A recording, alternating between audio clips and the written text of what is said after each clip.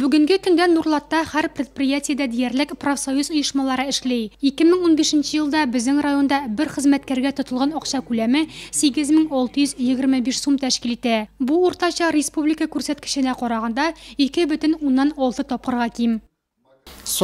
Районның һәр оешма предприятиесендә, һәр цехында диярлек җәрәхәтләрне булдырмау, куркынычлык кагыйдәләрен үтәүне контрольдә тотучы уполномоченныйлар билгеләнгән. Әйе, бәлә казаларны кисәтү теләсә нинди профсоюз оешмасының да иң мөһим бурычларының берсе. Җәрәхәтләр күпчелек очракта төзелеш, транспорт, авыл хуҗалыгы өлкәсендә чыга. Узган ел Татарстанда, мәсәлән, җитештерү өлкәсендә 44 кешенең гомере өзелгән. По итогам 2016 года, согласно 2016 ел һәм агымдагы елның 4 ае нәтиҗәләре буенча Нурлат районында үлем очракларда, авыр җәрәхәтләрдә теркәлмәгән.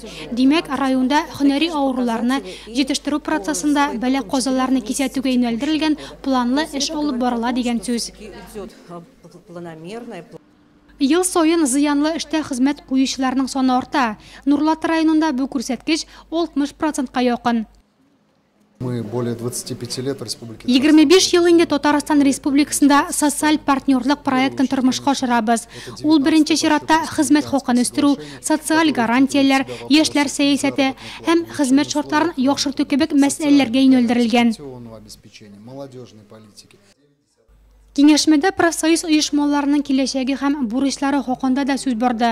Шулай ук катнашучылар Татарстан Республикасы профсоюз федерациясе эшчәнлегенә багышланган фильм карады.